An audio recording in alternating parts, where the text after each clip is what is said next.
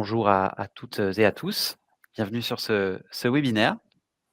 Merci d'être là. On va attendre encore quelques 2 minutes que tout le monde arrive et puis on va pouvoir démarrer.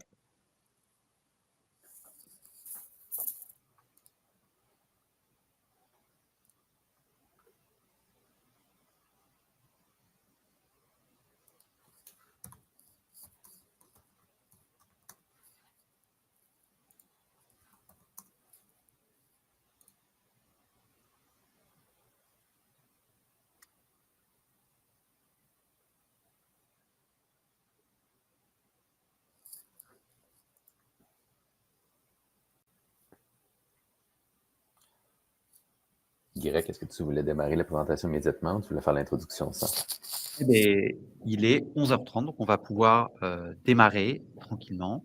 C'est parti. Bah, merci déjà énormément d'être présents si nombreux pour ce webinaire aujourd'hui.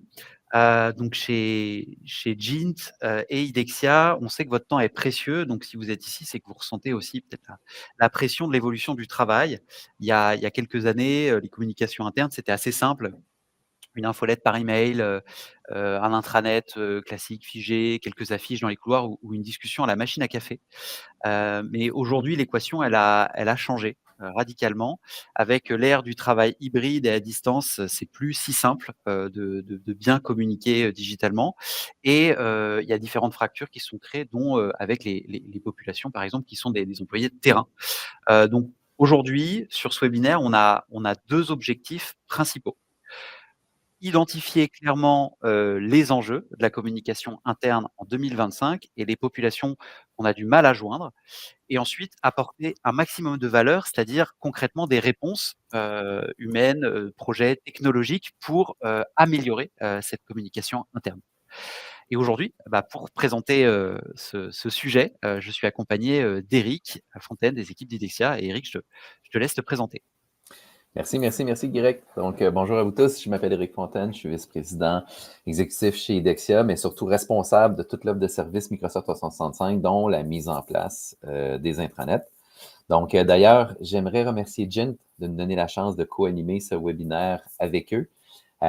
Pour nous, Gint, je vais faire un petit anglicisme, c'est un game changer pour nos équipes. Pourquoi? Parce qu'il permet de répondre à des besoins que les clients nous demandent. Donc, comment on peut aller plus loin avec la plateforme, tant d'un point de vue design que fonctionnel. Donc, oui, pour nos clients qui nous l'ont demandé pour le passé, puis pour ceux qui continuent de nous le demander, avec Gin, c'est possible d'avoir des coins ronds au niveau des pages et d'avoir un visuel super attractif. Donc, ce qu'on n'était pas capable de faire avec la plateforme de façon native. Donc, merci, Guirec, de nous donner la chance de co-animer avec toi ce webinaire-là. Avec je me présente aussi rapidement. Donc, Guirec Loison, je suis le directeur général de Gin Canada.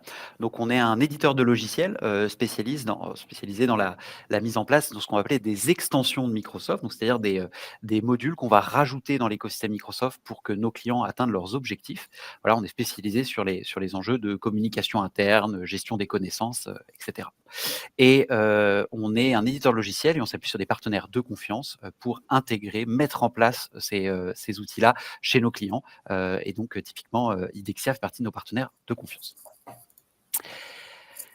Alors, pour commencer, l'agenda du jour. De quoi va-t-on parler? On va commencer par parler un petit peu des grands enjeux. Quels sont aujourd'hui les enjeux de la communication interne et principalement de la communication interne à distance, ce qui n'est pas évident.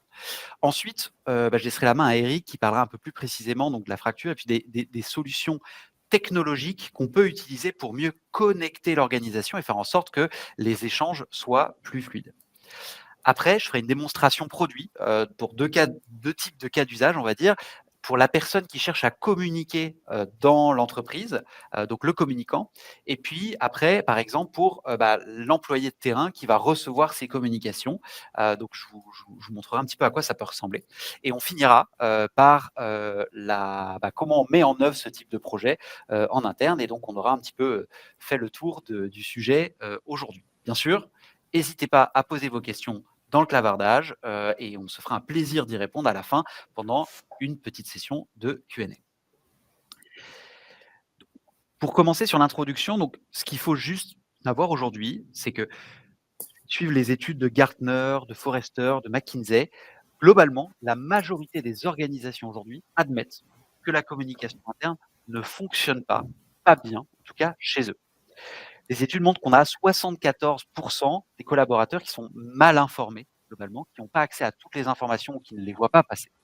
Et ça crée un sentiment de désengagement sur l'organisation. Sur la gauche, je vous ai mis quelques verbatim, comme on dit, de clients qu'on rencontre au quotidien chez Gint. Et donc, on va avoir on veut plus d'engagement, mais on se rend compte que nos communications, elles ne sont pas lues. On aimerait que nos employés deviennent des ambassadeurs de la marque, la face rayonnée, mais concrètement, on n'arrive pas bien à les impliquer. Et aujourd'hui, on a du mal à communiquer avec nos employés, particulièrement avec ceux qui ne sont pas au bureau et sur le terrain, donc dans les usines, etc. Ce qui m'amène à la suite, c'est-à-dire aujourd'hui, on va avoir besoin de communiquer avec 2 grandes familles de population dans une entreprise, globalement.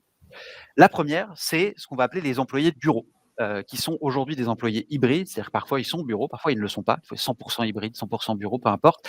Et ce spectre-là, globalement, c'est des personnes qui vont avoir accès à un ordinateur, qui vont travailler dans l'administratif, dans les différentes fonctions support de l'entreprise. La deuxième partie de l'entreprise, qui souvent, malheureusement, est souvent oubliée, c'est ce qu'on va appeler les employés de terrain lors de ce webinaire, c'est-à-dire les personnes qui concrètement n'ont la plupart du temps pas accès à un ordinateur, ou des fois un ordinateur partagé. Globalement, leur outil de travail numérique du quotidien, c'est leur téléphone personnel, et qui sont au front, c'est-à-dire au contact, donc sur les chantiers, dans une usine, dans les hôpitaux, voilà, toute cette population-là. Et globalement, souvent, il y a une fracture qui s'installe. Et donc peut-être, Eric, je peux te laisser parler un peu plus de cette fracture qu'on voit souvent dans les compagnies. De cette fracture numérique, oui, merci Guérec. Donc, dans le fond, quand on regarde tous les types de travailleurs, donc pas seulement les travailleurs administratifs, mais aussi les travailleurs qui sont en mobilité, les équipes sur le terrain, si on pense au municipal, on va parler des cols bleus, si on parle des chauffeurs, les gens du milieu hospitalier, etc., combiné au fait qu'aujourd'hui, on a une réalité qui est le télétravail pour le personnel administratif, bien, on arrive avec la statistique que tu mentionnes que 80% des travailleurs sont à l'extérieur du bureau. Donc, sont mal informés. Comme tu le disais tantôt, on voit mal les communications, on ne voit pas ce qui est indiqué peut-être sur les tableaux ou encore on n'a pas de discussion à la machine à café. Donc, les gens qui sont à l'extérieur, qu'est-ce que ça a comme impact? Bien, ils voient l'entreprise un peu comme une boîte noire. Ils ne savent pas trop ce qui se passe. Ils sont mal informés des communications. Ils ne savent pas trop où trouver l'information. Ou encore même quand on parle de procédures, de matériel, etc., etc. Donc, ces gens-là se sentent un peu plus détachés de l'entreprise. Ici, on prend un petit peu de la hauteur, puis on regarde ça de haut un peu, bien, pour l'organisation, en fait, cette fracture-là devient un frein peut-être à l'agilité, à sa culture, puis à sa performance. Donc, si on regarde le coût réel de ça, donc les statistiques nous donnent environ 1h30 par semaine de perte de productivité par des gens qui vont devoir appeler, parler à d'autres personnes où tu trouves telle information, où on trouve tel élément, etc. Pour ce qui est du roulement de personnel, la statistique le démontre. Donc, pour un collaborateur qui est sur le terrain, qui se sent plus loin de l'entreprise, ben, il y a 60% des chances de quitter l'entreprise dans la première année. On ne se sent pas attaché, on n'a pas créé les liens qu'il fallait. Opérationnellement parlant, donc les risques opérationnels de ne pas avoir la bonne procédure au bon moment quand on en a besoin, ben, 30% d'accidents de travail serait relié à cet élément-là, ce phénomène-là. Et pour les collègues en technologie de l'information, on sait que c'est important de passer par les bons outils qui sont normalisés pour les questions de sécurité qu'on connaît. Alors, si les gens ne savent pas comment utiliser les outils ou ne savent même pas qu'ils existent, alors ces gens-là vont se retourner vers les moyens qu'ils connaissent, c'est-à-dire les applications WhatsApp de ce monde, SMS ou autres, et transférer en clair les différents documents, les stocker sur leur appareil personnel, etc. Donc, voilà, Guérec, ça fait un petit peu le tour des... Bien sûr. Et coûts de je la suis, je facture. suis vraiment totalement d'accord et aligné avec ce que tu dis, et ça, c'est en gros, les 3 enjeux qu'on a souvent, c'est, engagement, productivité, sécurité. Ça me fait penser, tu vois, un exemple d'une compagnie que j'ai rencontrée il y a pas longtemps où ils nous disaient, bah, on c'est des personnes qui travaillent sur les tarmacs des avions et cetera pour, remplir des fois du kérosène, des bagages et cetera. Ils nous disaient: «Bah, on s'est rendu compte que nos procédures de sécurité étaient lues que dans 5 des cas». On peut imaginer les répercussions que ça peut avoir négatives sur ce type de compagnie. Donc voilà, typiquement un exemple de pourquoi la communication, c'est pas juste pour avoir une image de marque, etc. Ça a aussi des enjeux de productivité, de sécurité et donc des impacts qui peuvent être très compliqués sur l'entreprise. Ce qui m'amène très bien à ce deuxième chapitre que je vais te laisser aussi présenter, Eric. C'est globalement, une fois qu'on a fait ce constat-là, c'est quoi les solutions technologiques, qu'on a, dans les organisations pour se connecter et particulièrement dans l'écosystème Microsoft? Comment ça se structure? Tout à fait, merci. Puis pour moi, c'est un plaisir de parler de ça parce que quand on débute souvent ou pour avoir travaillé dans les grosses organisations et quand on commence à parler d'intranet à travers tous les outils de l'écosystème, la première question qu'on se fait poser, c'est comment qu'on positionne l'intranet à travers tous ces outils-là. On a OneDrive, on a SharePoint, on a les communautés de pratique avec Viva Engage, on a le courriel et on a, bien entendu, Microsoft Teams. Donc, comment qu'on place l'intranet à travers tout ça, comment ça fonctionne. Donc, c'est ce que je vais essayer d'expliquer rapidement, direct pour les gens qui sont avec nous ce matin. Donc, le premier élément, donc, quand on positionne l'intranet, premièrement, l'intranet, c'est quoi? Ça va être le portail dans lequel vous allez faire vos annonces. Vous allez retrouver vos documents, moteur de recherche. Souvent, on va y placer une page en anglais, on dit le onboarding ou l'accueil d'un employé avec les différents éléments qu'il doit savoir, organigramme, tableau de bord, etc. Donc, on le positionne au niveau central. Ce qu'on dit, en fait, c'est que ça devient un peu la source fiable d'informations au niveau organisationnel. Et on prend la peine aussi de dire que c'est le dépôt officiel des informations et des documents qui sont diffusés dans l'organisation. Donc, on le voit ici à gauche, le courriel. Quand on positionne le courriel par rapport à ça, la première bonne pratique qu'on dit, c'est que toute communication officielle devrait toujours faire un lien dans l'intranet. Donc, si on a diffusé l'organigramme, on ne le met pas en pièce jointe, on fait un lien directement sur l'intranet.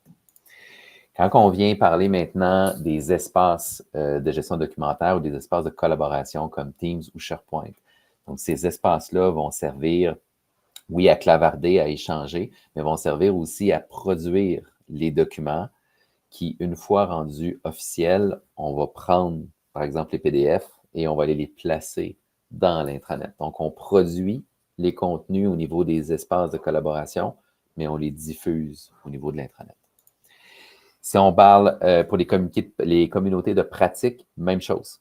Donc, les communautés de pratique, s'ils ont à référer des documents officiels, référer des actualités, des informations ou autres, ils vont faire le lien sur l'intranet. Donc, on ne déposera pas des documents au niveau des réseaux sociaux ou des communautés de pratique. Et finalement, le portail, l'intranet, c'est vraiment tous les liens qu'on devrait avoir vers les outils externes ou les applications externes, les outils corporatifs de l'entreprise. Donc, c'est comme ça qu'on définit que l'intranet, c'est un peu la porte unique. Donc, on rentre, on trouve l'information et on est capable après de partir plus loin. Donc, maintenant, comment qu'on se branche concrètement à l'intranet? Donc, on est content avec SharePoint Online maintenant, ce qu'on appelle le responsive design. Donc, on est capable d'accéder à l'intranet